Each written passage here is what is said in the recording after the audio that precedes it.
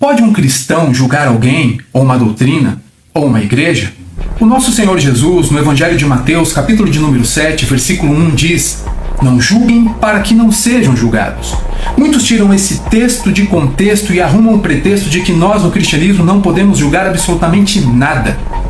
Mas é interessante que no mesmo capítulo, no versículo 15, o Senhor Jesus diz: "Acautelai-vos dos falsos profetas, pois esses vêm a vós vestidos de peles de ovelhas, mas por dentro são lobos devoradores."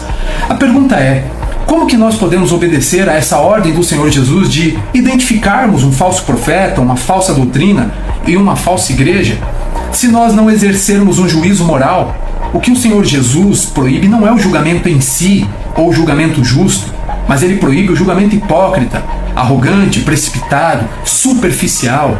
Em João capítulo 7, versículo 24, o Senhor Jesus diz: "Não julguem pela aparência, mas façam julgamentos justos."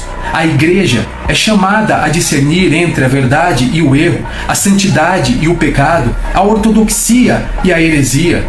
Um cristianismo que não julga biblicamente está vulnerável à deteriorização doutrinária, ao relativismo, ao pragmatismo, à apostasia.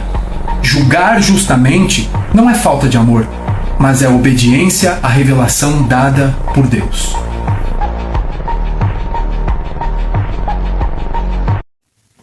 Pode um cristão julgar alguém, ou uma doutrina, ou uma igreja? O nosso Senhor Jesus, no Evangelho de Mateus, capítulo de número 7, versículo 1, diz: "Não julguem para que não sejam julgados." Muitos tiram esse texto de contexto e arrumam o pretexto de que nós, no cristianismo, não podemos julgar absolutamente nada.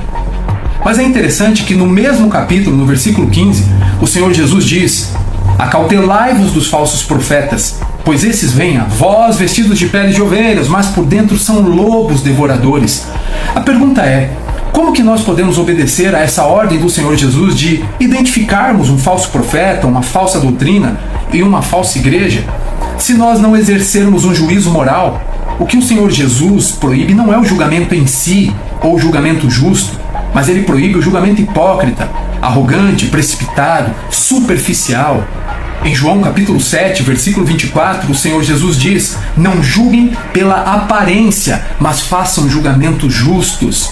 A igreja é chamada a discernir entre a verdade e o erro, a santidade e o pecado, a ortodoxia e a heresia.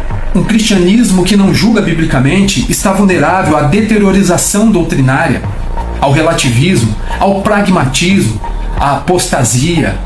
Julgar justamente não é falta de amor, mas é obediência.